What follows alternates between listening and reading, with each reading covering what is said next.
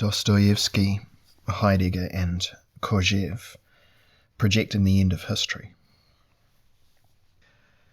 Heidegger's exercise, though not his quote-unquote politics, would have already been able to achieve its goal by mobilising the collective of those who are not gripped. He wanted to do more than merely appeal to us to take up boredom, and indeed for a number of reasons. For one thing, he was not entirely sure of his own evocation of the true mood collective, because he had been influenced by the 19th century's heroic conceptions of history, and thus still expected the actions of great men and of states from real history, even if they began by negating their own possibility. For another, he intuitively understood that mobilizing the psycho-political collective of the authentically bored, those who feel empty and not gripped, does not at all result in a transition to a historically concrete collective, regardless of whether it were to take the form of a party, a nation, or of the quote-unquote West. Finally, it would have been clear to him that even his audience would expect more of him than being drafted into a disoriented mood collective. We will have to see how a supposed German elite of the profoundly bored in 1930 could turn into the national revolutionaries of 1933, whose slogans the philosopher began to project his ideas onto soon after the conclusion of this lecture course, only to become disgusted by them a short while later when he learned more about his odd allies. Before we do this, however, we will have to explain how the fundamental mood of boredom could have become a general European and German state of affairs. I would like to take up the above-mentioned thesis, according to which Heidegger may be considered the actual founder of the post-histoire theorem. In view of Heidegger's reputation as the ontologist of historicity, this claim is outlandish enough to require some explanation. Such an explanation will have to show what premises are necessary for us to be able to think of history as something that can come to an end at all, and how the difference here between end and goal comes into play.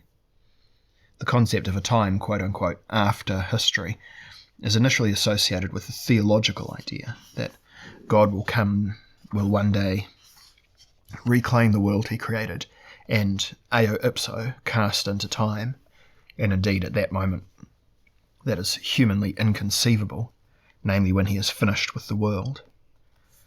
If one translates these ideas into the language of secular logic, we find the assumption that history as a whole is pursuing an end, or an estuary, to put it more cautiously, in which the historical process is finished with itself. It could reach such a point if the energies that had impelled it forward until now were used up, or if the conflicts that had hitherto rendered it dynamic were completely resolved. Such an end would be humanly conceivable and ascertainable, in distinction to the transcendent conclusion brought about by God.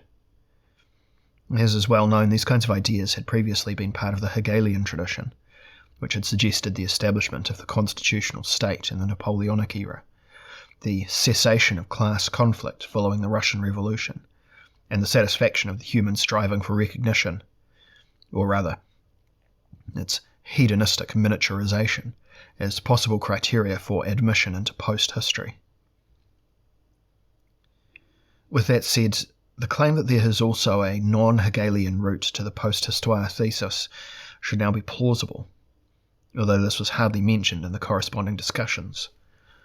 According to our interpretation, Heidegger, with his powerful intuitions about the diagnosis of time, followed this alternative path to establishing the end of history, before he was compelled by his neo-heroic imperative to take a detour in order to devote himself to the creation, or letting happen, of supposedly decisive world historical actions, works, or events.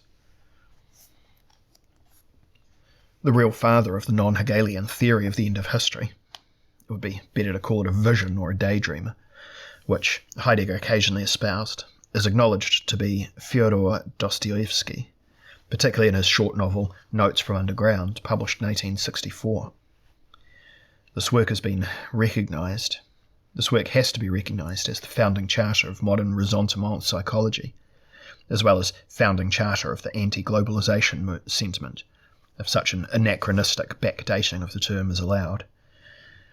The narrator of the virtuous monologue on the first part of the book, a bitter and comic prelude to philosophical anthropology offered in the first person, is a figure whom we would today call a modernization loser.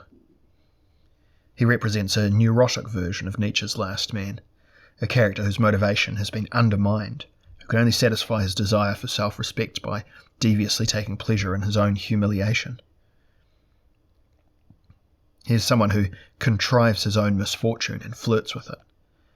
He settles into a cold, loathsome half-despair, into a half-belief, into a, quote, assiduously produced and yet somehow dubious hopelessness, end quote, which serves as an Archimedean point that he can use to unhinge the world of progressive minds. The narrator, in his squalid hole, which is described as a deliberately chosen dingy subterranean dwelling on the fringes of St. Petersburg, presents himself as a vehement critic of the Western way of life, an opponent of globalization in the parlance of our times.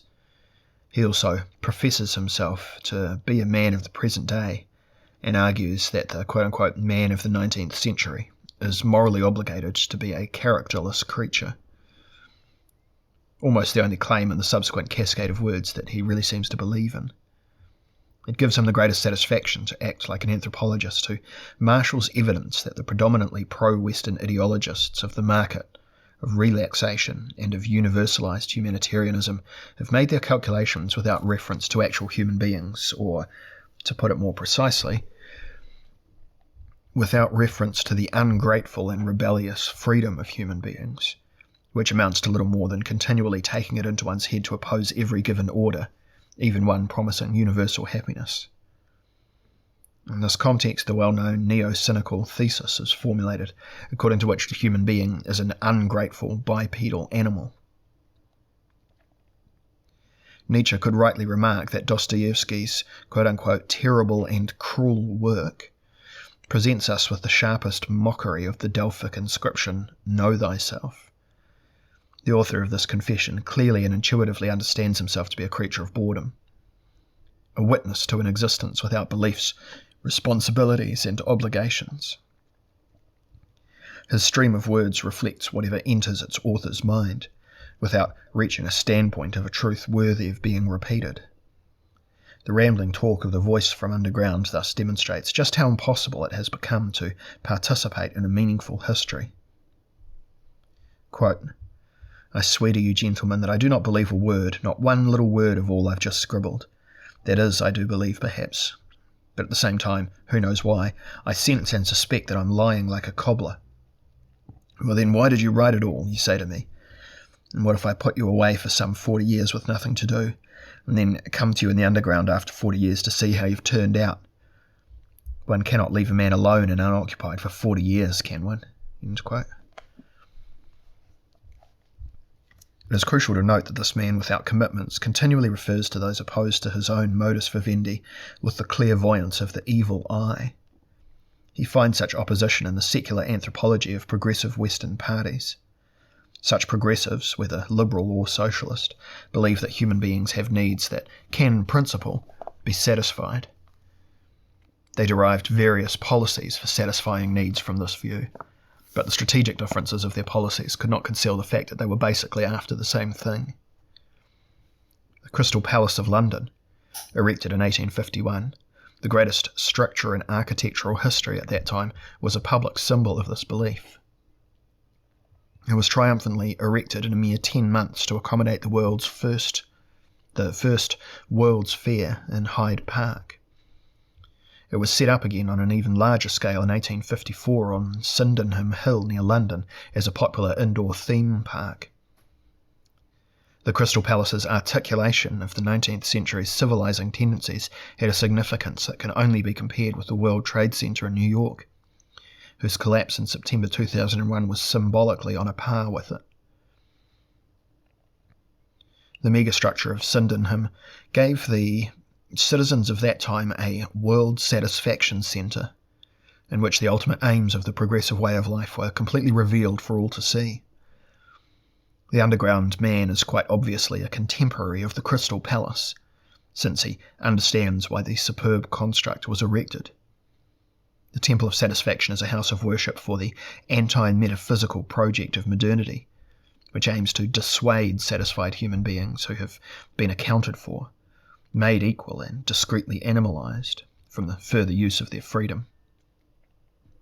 Historic tensions, Spannungen, have supposed to achieve a post-historical equilibrium in this grand overarching receptacle, alles überspannenden Behälter. The Eastern Observer is opposed to such pretension and intervenes, drawing upon Christian anthropological motifs to claim that desire is insatiable. Quote, "Shower him with all earthly blessings. Drown him in happiness completely over his head, so that only bubbles pop up on the surface of happiness as on water. Give him such economic satisfaction that he no longer has anything left to do at all, except sleep, eat gingerbread, and worry about the non-cessation of world history, P.S. i.e. to have sex. And it is here, just here, that he, this man, out of sheer ingratitude, out of sheer lampoonery, will do something nasty. He will even risk his gingerbread." End quote. This challenge to the politics of happiness reveals two clearly distinct modes of post-historicity. In the first mode, human beings participate in systems of satisfaction, but from time to time escape the Crystal Palace to preserve their honour as human beings, that is, as those who are free to break with given conditions. In the most extreme case, on a whim, they opt for madness and self-destruction. In the second mode, human beings indeed remain excluded from the benefits of existing in the sphere of comfort, but find their own satisfaction in despising the contentment of the palace dwellers. Even the idle despiser lives in a post-historical situation, though with a twist, namely that such post-historicity contains elements of pre- and extra-historical existence, since it never participated in the struggles for historical satisfaction. And it is not subsequently inclined to struggle either. The first mode results in the comfortable post-histoire of a freedom reduced to absurd whims, half amusement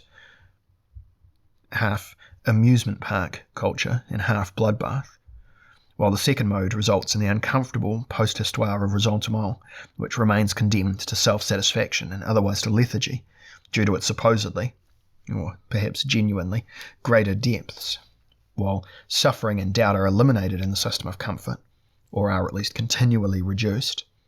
Quote, "What good is a crystal palace in which one can have doubts?" End quote. Only partisans of ressentiment have the option of intentional suffering. Quote, "And yet I'm certain that man will never renounce real suffering, that is, destruction and chaos. Suffering, why, this is the sole cause of consciousness." End quote. The observing despiser of the Crystal Palace does not have an alternative project, as is to be expected, yet he remains parasitical on the faded historicity of others, and shares in their end, insofar as his contempt depends on it. Either human beings in the Crystal Palace are deluding themselves, and history is not really at an end, even for them, or it is in fact concluded, but then its being at an end, and the satisfaction provided by the Crystal Palace would not amount to much, because the human resolution to suffer and to impose suffering has not been extinguished even under post-historical conditions, as the underground man tries to demonstrate. With his will to suffer, he fends off the unreasonable demand that he should admire the accomplishments of the party that has triumphed in history. In his masochistic authenticity, the first opponent of globalization deflects the progressive's claim to superiority, though he seems to be susceptible to envy. He objects to a world of happiness with the thesis that another world is possible, a world in which there is still enough suffering to give the cold shoulder to history, and its tranquilization by universal satisfaction.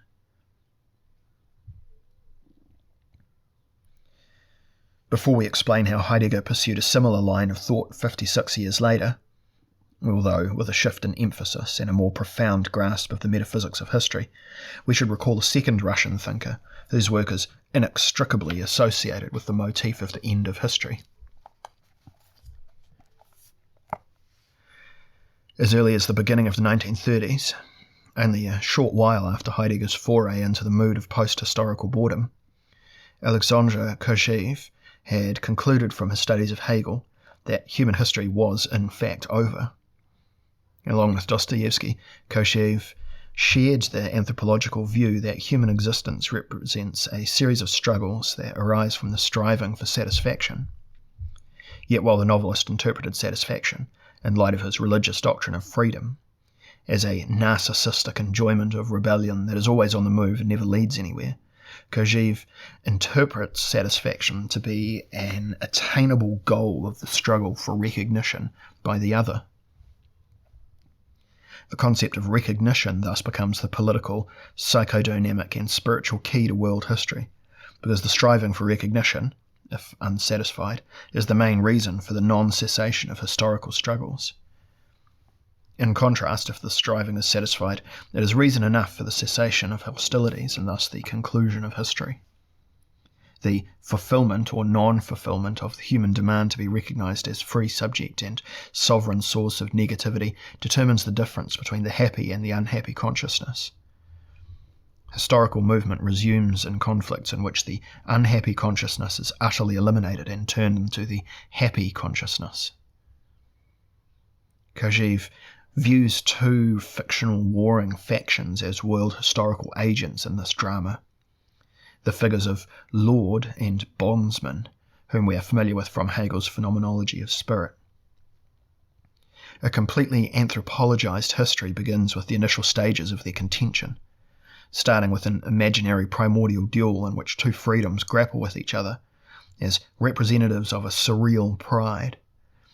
The human realm was divided into victor and vanquished, with the former taking on the role of lord, while the latter ends up in the bases of the lord's freedom. While the latter ends up in the position of bondsman, who in future must see to the material bases of the lord's freedom. Here begins the era of labour, with its heteronomy and its struggles against this heteronomy. At the same time, this is also when the unhappy consciousness performs both sides. The lord's desire for recognition remains unsatisfied, because the bondsman, with his servile attitude towards the lord, cannot possibly provide equal recognition. Likewise, the bondsman is condemned to non-satisfaction, or a substitute gratification in religion due to the grim realities of his condition. In describing this struggle, everything hinges on the final position. It is thus characteristic that the bondsman, or the third estate, to put it in historical terms, trained and empowered by the labour he has performed for so long, finally obtains the means to successfully rebel against the lord. These means are systematically codified in the civil constitutional state, and as soon as this state were to reach its universal form, history would arrive at its imminent end as a sequence of struggles for recognition. An era of satisfied consciousness would have dawned. The phrase tutti contenti from the end of Mozart's and Da Ponte's La Nozze di Figaro after Beaumarchais is the first word of post-history. From this point on, human beings must exercise their freedom by laboriously negating the given. That is, they must modify nature through their own labour, in revolting against the Lord as an exploiter of servile labour. Human beings are constituted as the fortunately unemployed, that is, as proprietors of a power of negation who no longer finds any objects with which to seriously engage, thus becoming the post-historical Homo ludens. The substantive content of post-history is either contemplative or cheerfully animalistic, with the exception of work that is no longer servile. In other words, aided by machines, we are left with art, sexuality and nonsense to fill the long afternoons of post-history. Kojève's model has history come to a standstill in the awareness of achieved satisfaction.